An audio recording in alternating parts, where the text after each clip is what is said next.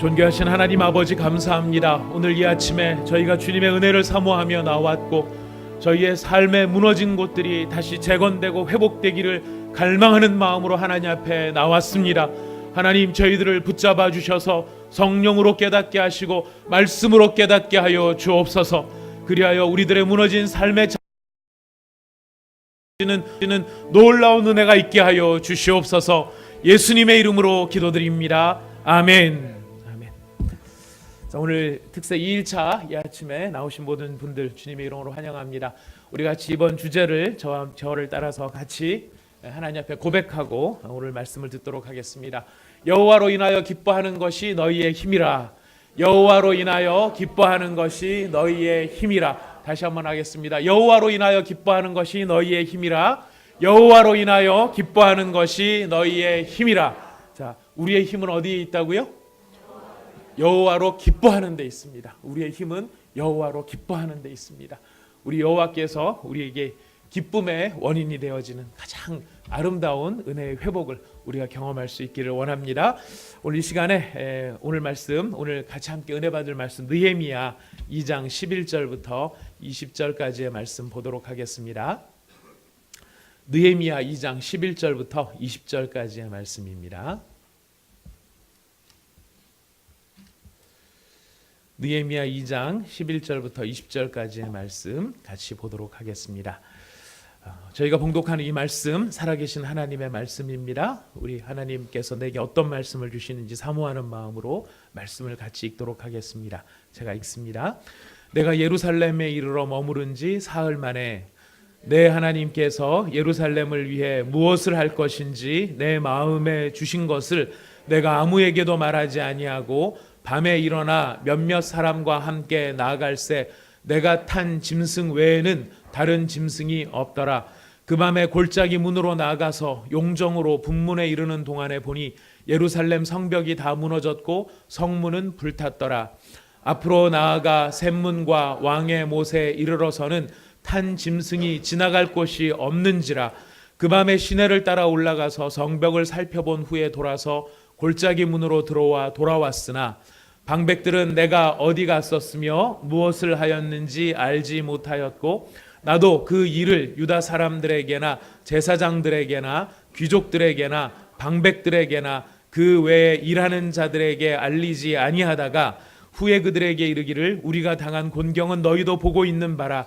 예루살렘이 황폐하고 성문이 불탔으니 자 예루살렘 성을 건축하여 다시 수치를 당하지 말자 하고 또 그들에게 하나님의 선한 손이 나를 도우신 일과 왕이 내게 이른 말씀을 전하였더니 그들의 말이 일어나 건축하자 하고 모두 힘을 내어 이 선한 일을 하려 하매 호론 사람 산발랏과 종이었던 암몬 사람 도비야와 아라비아 사람 게셈이 이 말을 듣고 우리를 업신여기고 우리를 비웃어 이르되 너희가 하는 일이 무엇이냐 너희가 왕을 배반하고자 하느냐 하기로 내가 그들에게 대답하여 이르되 하늘의 하나님이 우리를 형통하게 하시리니 그의 종들인 우리가 일어나 건축하려니와 오직 너희에게는 예루살렘에서 아무 기업도 없고 권리도 없고 기억되는 바도 없다 하였느니라. 아멘.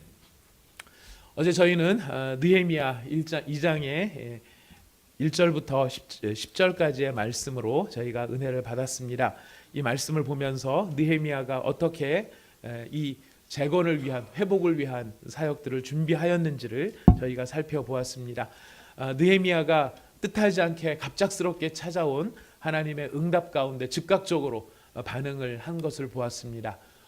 묵도를 하나님 앞에서 갑작스럽게 이렇게 기회가 주어졌을 때 그 갑작스럽게 주어진 기회 때문에 그 기회를 준 사람을 붙잡지 아니하고 그 배후에 계신 하나님을 먼저 붙잡고 그 하나님 앞에 기도하였던 모습을 저희가 살펴보았습니다. 근데 그게 그냥 된 게 아니라 평소의 삶 속에서 기도의 훈련이 되어 있고 연습이 되어 있었기 때문에 이것이 가능하다. 그래서 우리도 평소에 기도하는 그런 삶의 훈련들을 지속하자 하는 적용을 해보았습니다. 그리고 두 번째로는 느헤미야가 이 갑작스럽게 이 아닥사스다 왕의 호의에 의해서 하나님의 응답이 찾아왔을 때 주저하지 않고 내가 무엇이 필요한지를 정말 구체적으로 이야기를 하는 장면을 살펴보았습니다. 근데 그렇게 구체적으로 이야기할 수 있었던 이유가 어디에 있었냐면은 그가 그 4개월의 이 시간이 있었는데 그 4개월 동안 그냥 슬퍼만 한 것이 아니라 만약 하나님께서 이런 예루살렘 성의 재건을 허락하신다면 어떤 일들이 필요한가 하는 것을 구체적이고 정확하게 기도하면서 준비하고 있었다는 것을 우리에게 알려주었습니다. 그렇기 때문에 우리도 하나님께서 우리에게 응답하실 이런 아름다운 일이 있을 때 만약 하나님께서 우리에게 응답하신다면 내가 하나님께 무엇을 구해야 될지 네가 무엇을 원하느냐 하나님이 물어보셨을 때 저희가 하나님 잠깐만요 좀 기다려보세요 이렇게 하지 않을 정도로 저희가 평소에 준비하고 정확하게 하나님 이것이 필요합니다 이렇게 도와주십시오 정확하게 우리가 하나님 앞에 기도할 필요가 있다라고 말씀을 드렸습니다. 저도 어제 이 말씀을 듣고 돌아가서 이게 말씀 선포되는 말씀이 아니라 저 자신을 살펴보아야 할 말씀으로 생각하고 구체적으로 저한테는 어떤 삶의 영역에서 어떤 부분이 하나님의 재건과 회복이 필요한가 이것을 좀 살펴보았습니다. 살펴보려고 하다가 잠깐 이렇게 좀 피곤해 와서 한 11시쯤에 조금만 눈을 좀 붙이고 해야 되겠다 해서 11시쯤에 한 30분 잠을 자고 일어났습니다. 일어나서 잠을 자고 났더니 좀 이게 찌뿌둥하더라고요. 그럼 머리도 깎을 때가 됐으니까 가서 머리를 깎고 좀 새 마음으로 좀 한번 해보자. 그래서 이제 동네 이발소 처음 가는 이발소를 갔습니다. 제가 가던 어떤 불모 클럽이라고 하는 데서 지난번에 머리를 한번 망친 적이 있어가지고 이번에는 동네 이발소를 그래 한번 가보자 해가지고 이발소 이제 그 처음 보시는 분한테 보니까 그 교회를 다니시는 분이더라고요. 앞에 딱 성구 써놓고 와도 막 어서 오세요 환영하는데 주님 우리를 이름으로 환영합니다. 영빨 있는 데인가 봐 이러면서 들어갔습니다. 옆머리 뒷머리 좀 짧게 쳐주세요 그랬더니 그리고 잠깐 이렇게 눈을 감고 딱 했더니 군대 갈 사람으로 지금 만들어놔서 앞에 머리는 좀 덜한데 이게 뒷머리는 제가 딱 보면서 저희 딸내미도 참 아빠 참 그러네 그리고 저 집사람은 다음부터는 제가 같이 항상 따라다니도록 할게요 라고 이야기를 했습니다.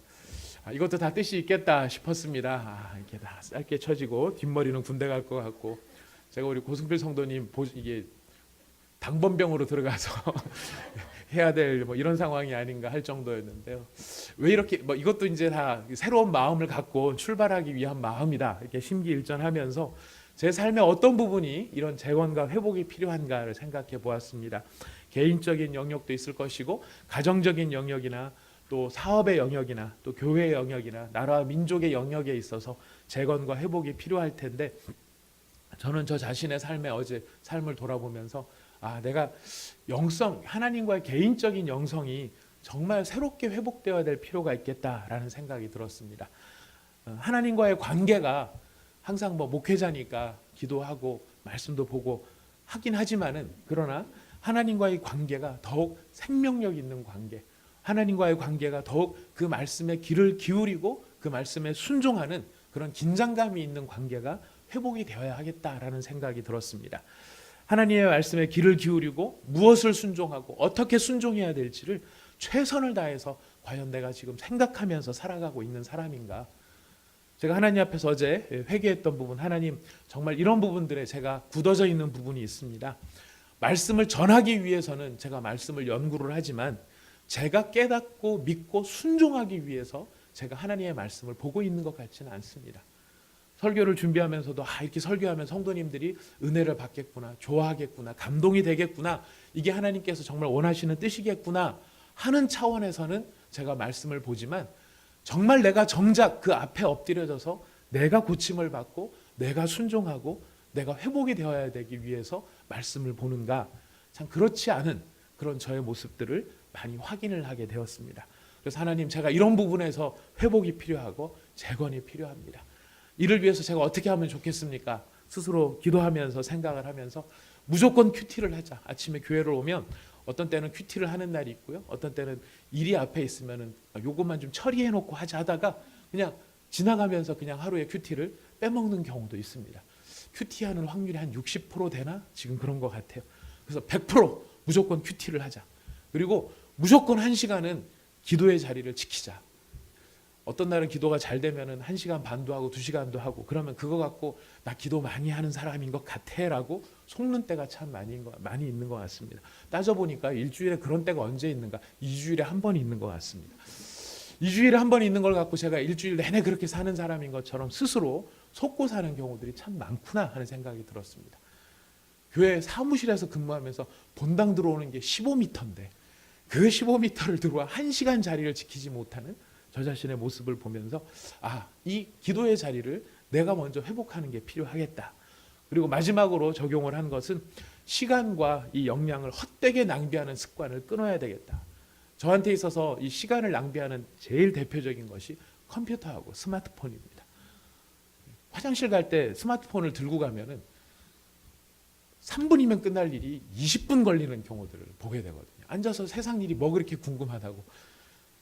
분명히 아까 5분 전에 본 신문 사이트인데 또 들어가서 앉아갖고 뭐 새로운 기사는 없나. 이거 들여다보고 있는 이런 모습들이 시간을 죽이고 낭비하는 모습이다. 어제 하나님 앞에 각오를 했습니다. 주님, 인생은 짧습니다. 남 얘기가 아니고 인생은 짧은 것을 확인하게 됩니다. 목사 안수 받은 게 어제 강도사님 인어 받는다는 얘기를 들으면서 나 언제 강도사 받았지? 언제 목사 안수 받았지? 보니까 30살에 받았더라고요. 30살에 목사 안수 받아서 20년 동안 목회를 했는데 그 시간이 훅 지나갔어요. 남은 시간을 알 수 있습니까? 없겠더라고요. 남은 시간 알 수 없는 시간이다. 그런데 아차하는 순간에 훅 지나간다. 그렇다면 시간을 낭비할 수 없겠다. 하나님, 이타적으로 내 삶을 사용하게 하여 주십시오. 이기적인 모습이 아니라 이타적으로 하나님의 영광을 위해서 제 삶이 쓰임받게 하여 주십시오. 이런 일들을 각오를 해보았습니다.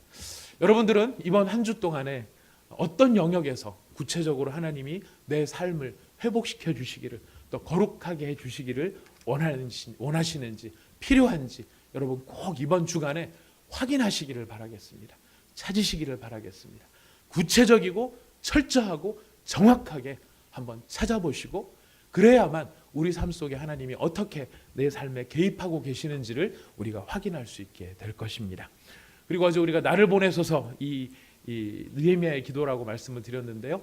느헤미야의 기도의 가장 중요한 것은 하나님, 이 일이 필요합니다. 이 회복이 필요합니다. 이 회복을 허락하여 주십시오. 근데 그것을 회복에 대한 기도만을 한 게 아니라 그 일을 위해서 어떻게 하나님께 요청을 하였습니까? 상황 앞에 결단을 하였습니까? 나를 보내달라고 결단을 했습니다. 이 일이 너무너무 중요하지만 남이 이 일을 할 게 아니라 내가 이 일을 해야 됩니다. 주님, 나를 보내주십시오. 나를 보내주십시오. 제가 어제 끝나고 나면서 이런 거 이렇게 한번 다짐을 해봤어야 되는데 다짐을 못한 거에 대해서 너무 후회가 돼서 하나님, 오늘 시작하면서 이 일을 한번 해보겠습니다. 결단을 한 게 있는데요. 제가 말씀을 드리면 여러분은 이것만 해주시면 됩니다. 나를 보내소서, 이것만 해주시면 됩니다. 아시겠죠? 자, 한번 해보겠습니다. 나를 보내소서. 자, 제가 우리의 바람을 응축해서 말씀을 드립니다. 나를 보내소서만 하면 됩니다. 하나님의 거룩한 백성으로서 제가 회복되고 재건되기를 원합니다. 나를 보내소서. 저의 비전이 회복되고 재건되기를 원합니다. 부부관계가 회복되고 재건되기를 원합니다.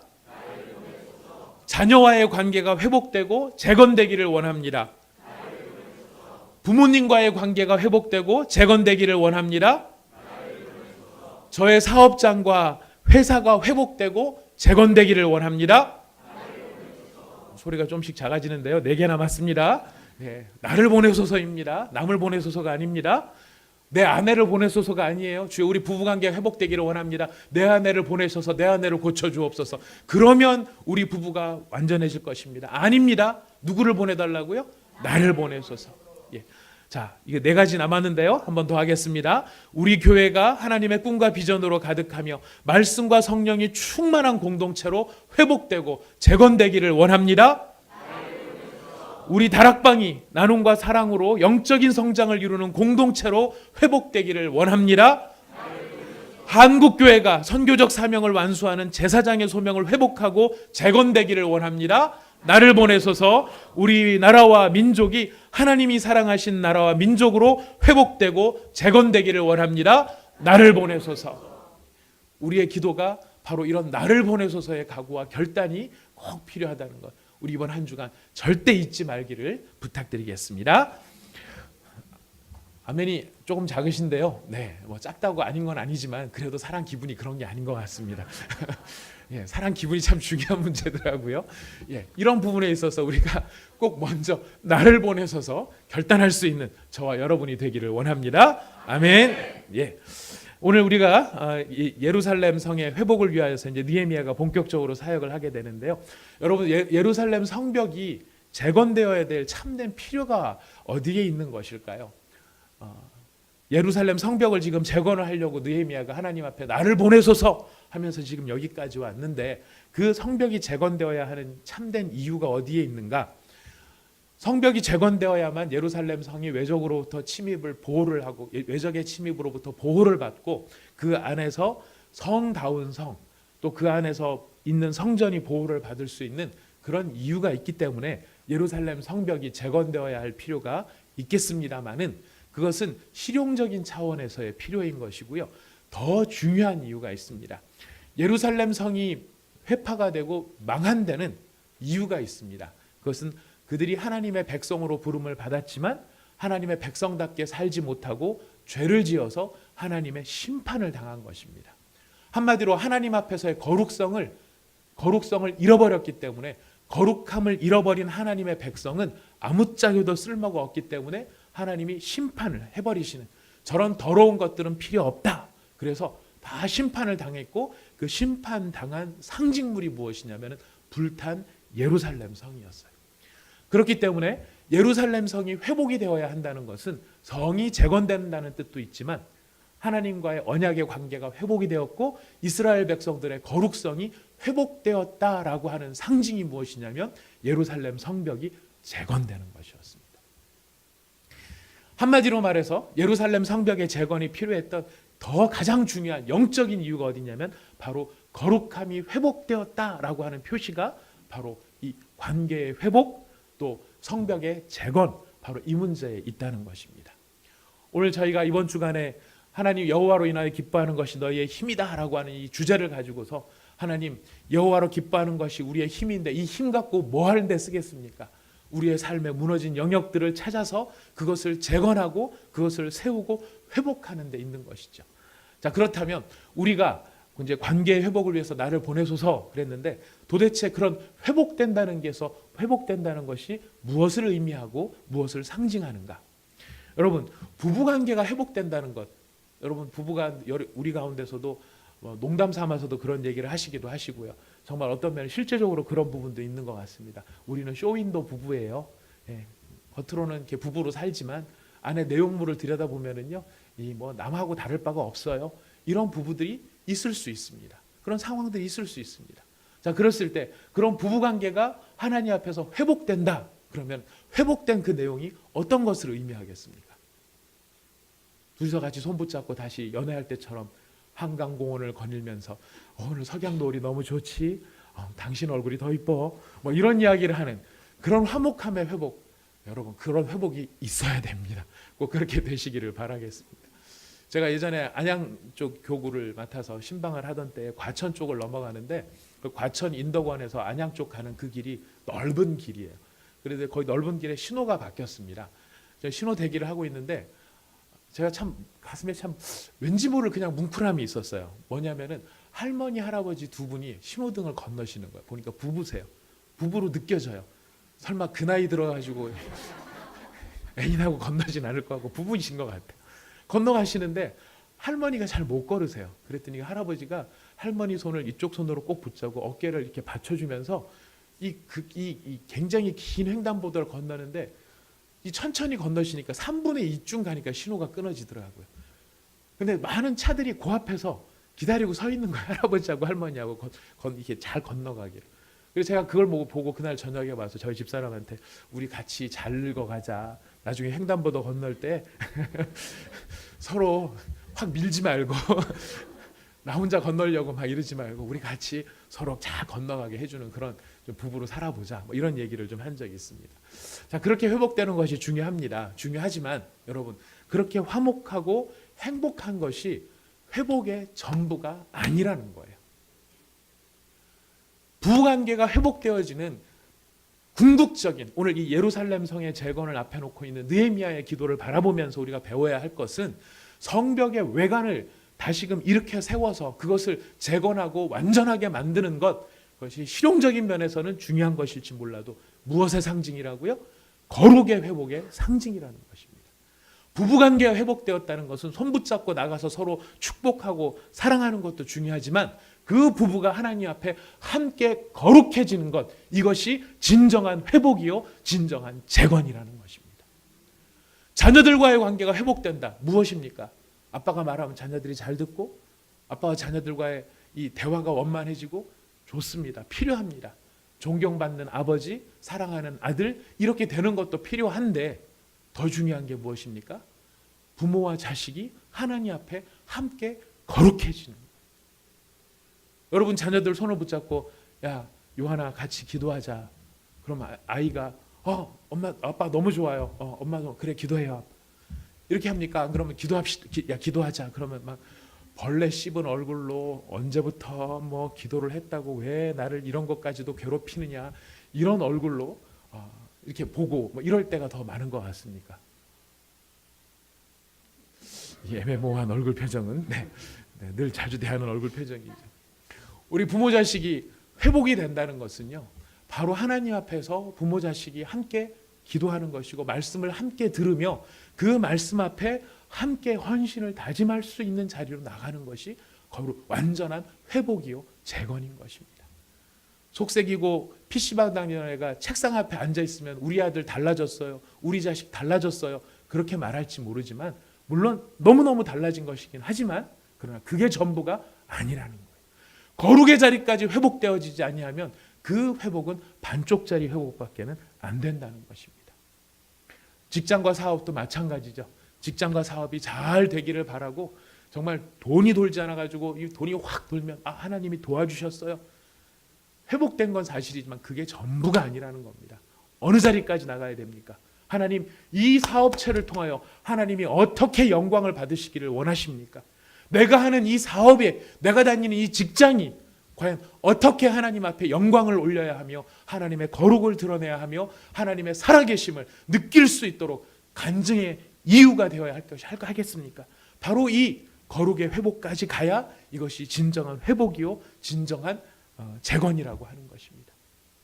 부부가 함께 저녁 시간에 하나님 앞에 기도하고 서로의 죄를 고백하며 하나님 앞에서 용서하고 서로를 신뢰하고 사랑하며 하나님의 말씀 앞에 우리가 함께 헌신하자, 우리가 함께 봉사하자, 이렇게 나가야 참된 회복이 된다는 것입니다.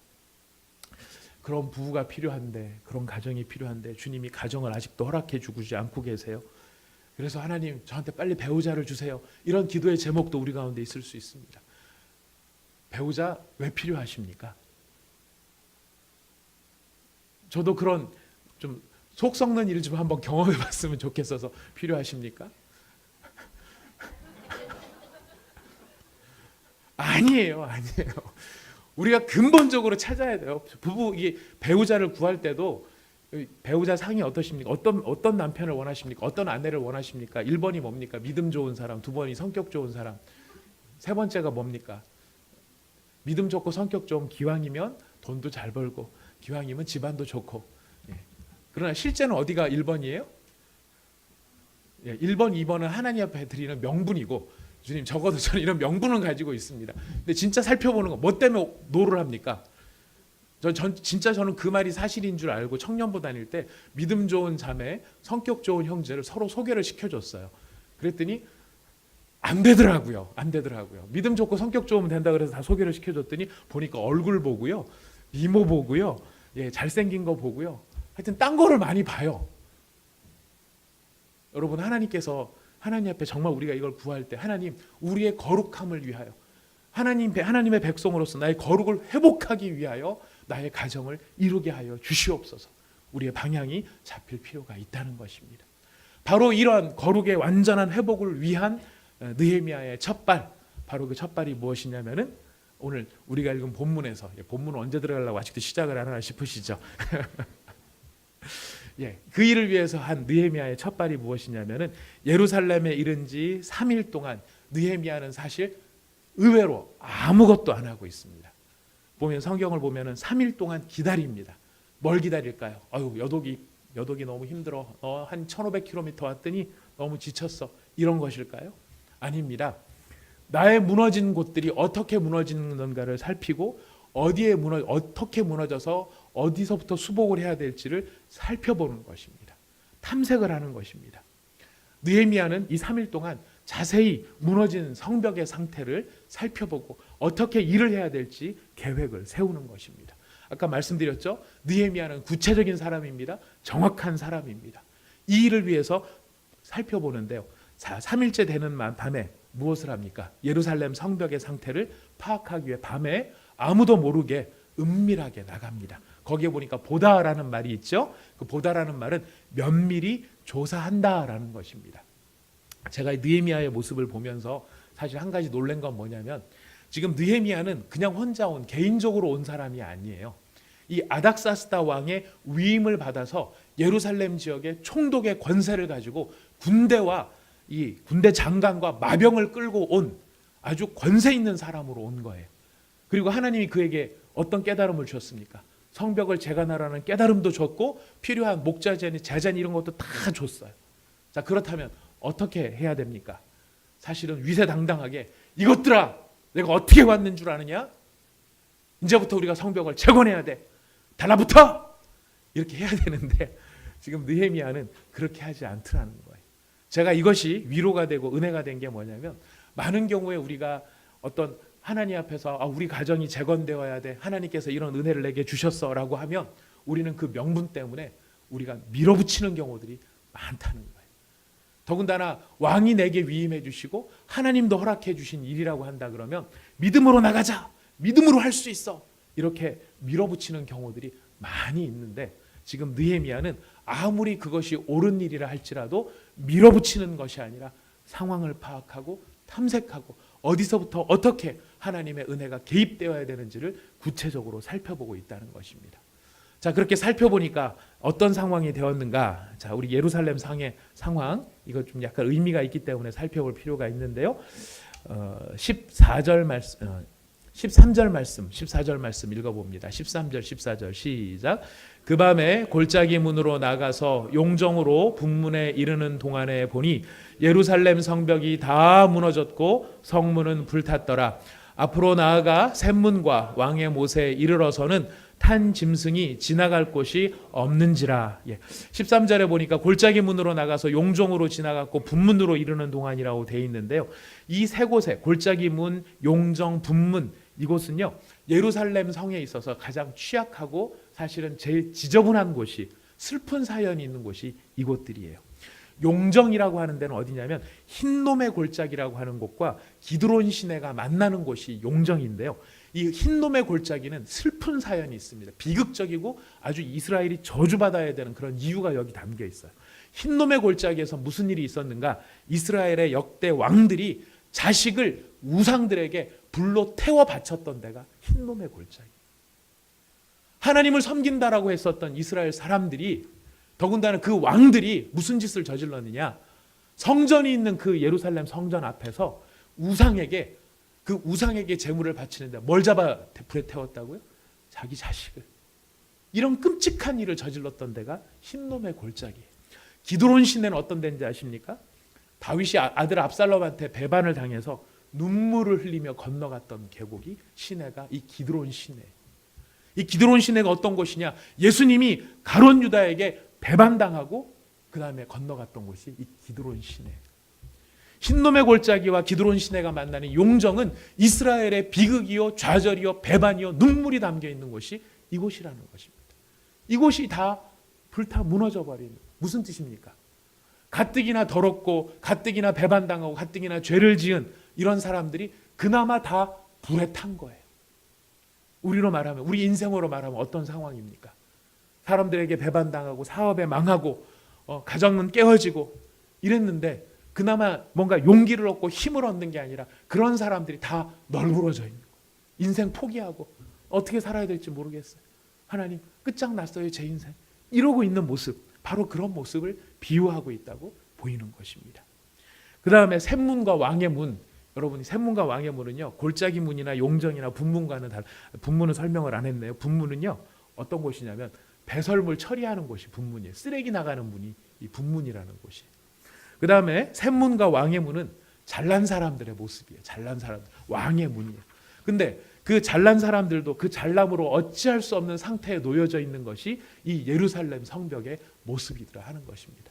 못난 사람은 못난 대로 불탔고 잘난 사람은 그 잘남으로 어떻게 할 수 없는 바로 그런 상황 속에 던져져 있는 바로 그 모습, 바로 그것이 예루살렘 성벽의 모습인데요.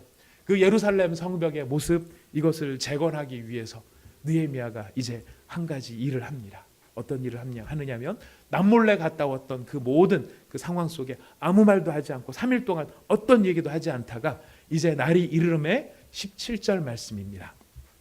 17절 말씀 같이 한번 읽어보겠습니다. 시작.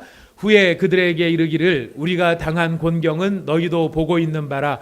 예루살렘이 황폐하고 성문이 불탔으니 자 예루살렘 성을 건축하여 다시 수치를 당하지 말자라고 이야기를 합니다. 수치를 당한 이유, 성벽이 무너졌다는 것 다른 게 아니었죠. 무엇입니까? 거룩함을 상실했다는 것입니다. 우리 부부관계가 깨어진 것이, 우리 형제관계가 깨어진 것이, 내 사업장이 망한 것이, 아니면 이 위기를 겪고 있는 것이 하나님께서 내 이 상황들을, 내 육체적인 상황들을 무너뜨리심으로 내 안에 하나님을 향한 거룩이 무너진 영적인 성전이 무너져버려 있는 내 모습을 다 보여주는 것이다. 부부관계가 깨어진 건 그냥 부부가 깨어진 게 아니라 당신이나 나나 겉모습은 그럴듯할지 모르지만은 우리 안에 있어야 될 하나님을 향한 영적 성전이 무너져 있는 비극적인 모습을 보여주는 것이다. 자, 그렇다면 우리가 이런 수치로부터 더 이상 이 수치 가운데 머물러서는 안 된다. 다시 회복돼야 된다. 우리 자녀들을 바라보면서, 우리 부모님들을 바라보면서 어떻게 해도 안 되는, 물어도 안 되고 설득해도 안 되는 그 자녀들을 바라보면서 우리 마음에 낙심이 되고 낭망이 되고 포기해져 버리는 그런 상황이 됐을 때 문제의 근원이 무엇입니까? 너의 안에 영적 성전이 회복되어야 한다. 공부 잘하는 게 문제가 아니고, 좋은 직장에 들어가는 게 아니고, 남들 보기에 그럴듯한 결혼을 하는 게 문제가 아니라 너의 안에 하나님과의 영적인 관계, 영적인 성전, 그것이 회복되어지지 않는 한 우리의 이 문제는, 너의 이 문제는 회복될 수가 없는 것이다. 이 수치를 면하자. 이 수치를 면하자. 다시 영적인 성전을 재건하고 일으켜 세우자. 지금 느헤미야의 외침이라는 것입니다. 여러분, 그랬을 때 이스라엘 사람들이 그럽시다. 한 번에 그런 거 아니에요. 한 번에 그런 거 아니에요. 의아함이 있는 것입니다. 그 의아함의 상황 속에 지금 느헤미야의 고백이 나오는 게, 느헤미야의 이 힘이 있는 게 뭐냐면 18절 말씀입니다. 읽겠습니다. 시작.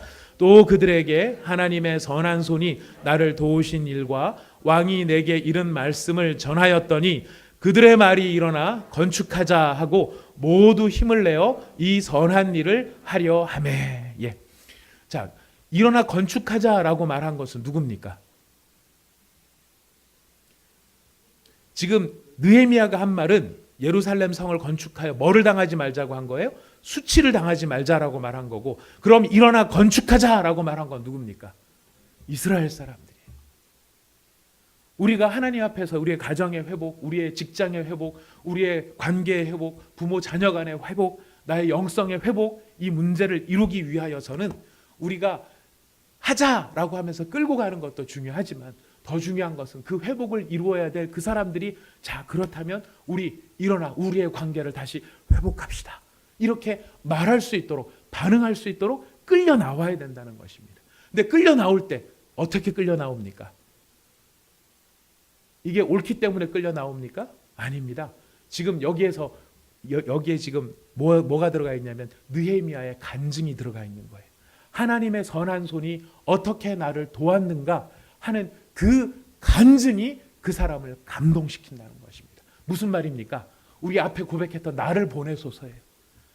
나는 네가 문제인 줄 알았고, 나는 네가 고쳐져야 된다고 생각을 한 줄 알았고, 난 당신만 바뀌면 된다고 생각했는데 바뀌어야 될 거는 나였어. 하나님이 나를 이렇게 만져주셨어. 내가 이렇게 깨달았어.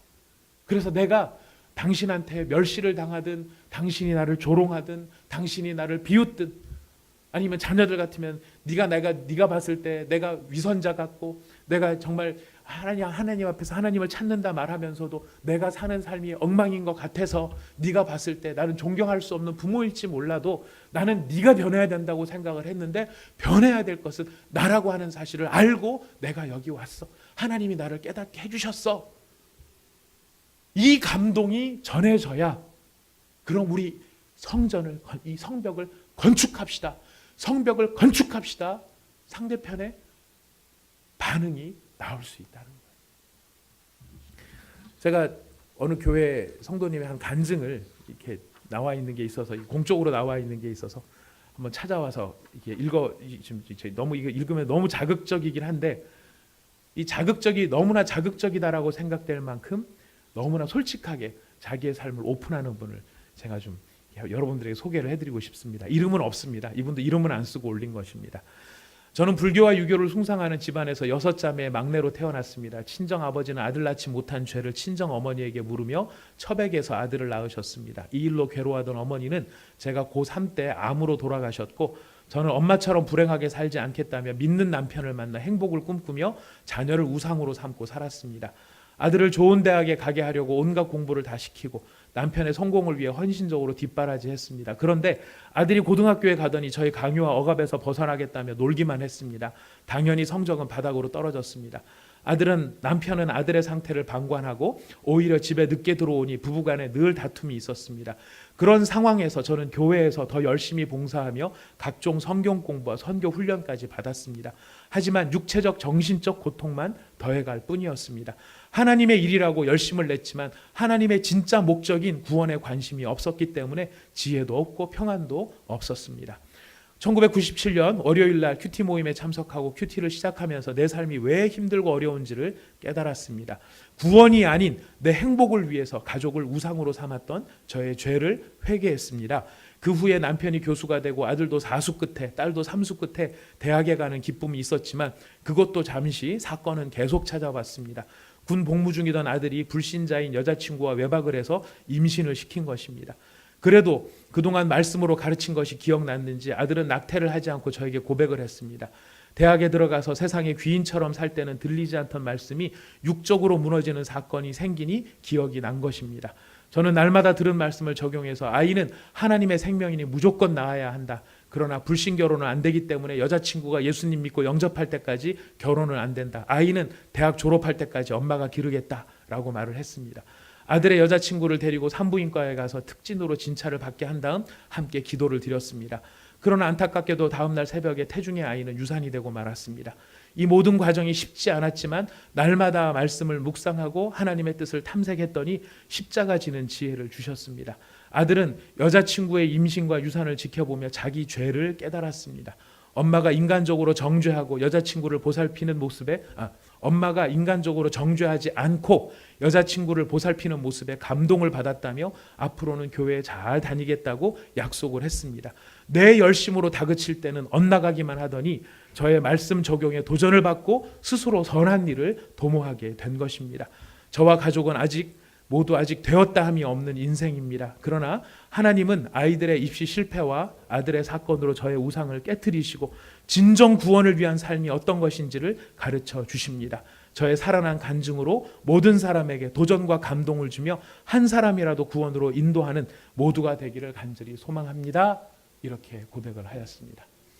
저는 이 모습을 참 너무 자극적이긴 하지만 정말 대단한 용기라고 생각이 들었습니다. 우리한테 다 이런 모습이 있을 수 있지만 우리들은 이런 모습들을 사실은 다 누리지 못하죠.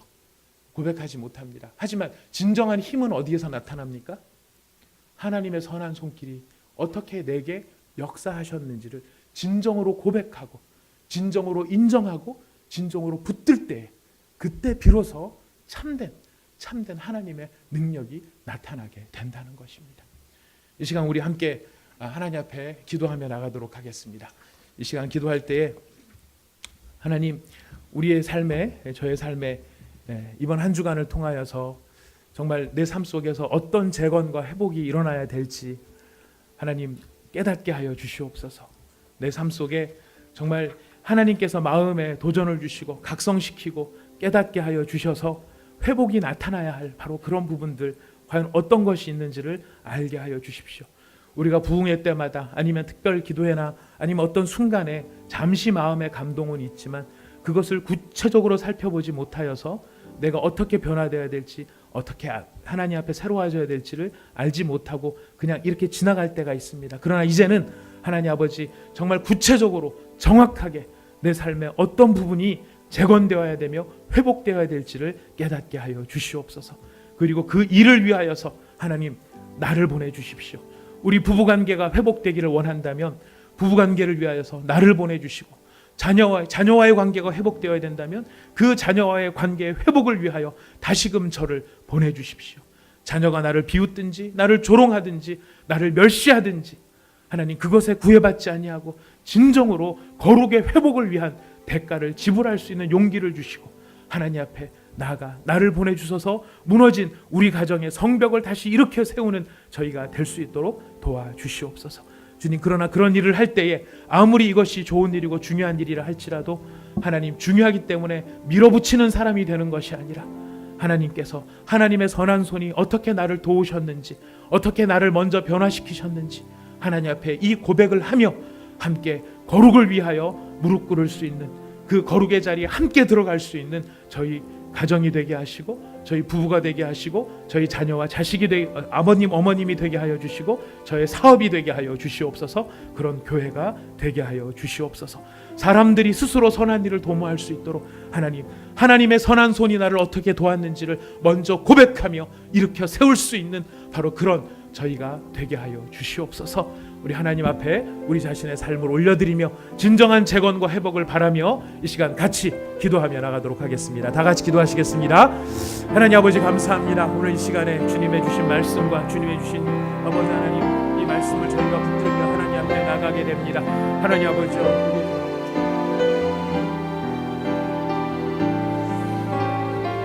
하나님 아버지 앞에서 우리의 모든 삶의 자리를 돌아보게 될 때에 아버지 하나님 주님의 주시는 거룩하신 위로와 은혜로 말미암아 아버지 하나님 온전한 믿음의 자리 가운데 저희가 설 수 있기를 원합니다. 아버지 하나님 부족하고 미련하고 어리석은 죄인들이 아버지 하나님 앞에서의 재건과 회복을 바라며 하나님 앞에 나오지만은 아버지 하나님 우리들의 모든 삶을 아버지 하나님 너무나 쉽게 생각하고 아버지 하나님 정말 그렇게 나갔던 적들은 없는지 돌아보게 됩니다. 아버지 하나님 그러나 아버지 우리가 우리 자신의 삶을 구체적으로 우리의 삶에 어떤 영역이 회복되어야 하는지, 어떤 자리에 재건이 필요한지, 어떤 영역에서 아버지 하나님 하나님의 도우심과 하나님의 인도하심이 필요한지 아버지 하나님 저희들이 아버지 하나님 잊지 않기를 원합니다. 발견하기를 원합니다. 아버지 하나님 찾아내기를 원합니다. 그리하여서 하나님 아버지 앞에서 구체적으로 아버지 하나님 내 삶에 이런 자리들이 회복되기를 원합니다. 아버지 하나님 고쳐지기를 원합니다. 삶이 재건되기를 원합니다. 우리의 무너진 성벽이 다시 쌓여질 수 있기를 원합니다. 하나님 앞에 기도할 수 있는 저희가 될 수 있도록 하나님 인도하여 주시옵소서. 주님의 귀하신 사랑과 성령의 은혜가 저희들과 함께함으로 말미암아 아버지 하나님 하나님의 선한 손길이 어떻게 나를 도우시는지 우리가 경험하게 될 것입니다. 아버지 하나님 우리가 먼저 나를 보내소서 하고 주님 앞에 엎드려질 때에 하나님께서 나를 돕는 손길들이 나타나게 될 것입니다. 그 선한 손길들을 가지고 아버지 하나님 우리의 삶의 자리에서 아버지 하나님 구체적인 아버지 하나님 삶의 회복을 위하여 아버지 결단하며 결심하며 함께 그 일을 위하여 아버지의 선한 길을 도모할 수 있는 선한 일을 도모할 수 있는 자리까지 나갈 수 있도록 아버지 하나님 우리의 삶의 길들을 열어 주시옵소서. 아버지 하나님 우리 사랑하는 모든 지체들 모든 삶의 자리 가운데 아버지 우리가 가지고 있는 기도의 제목들이 있습니다.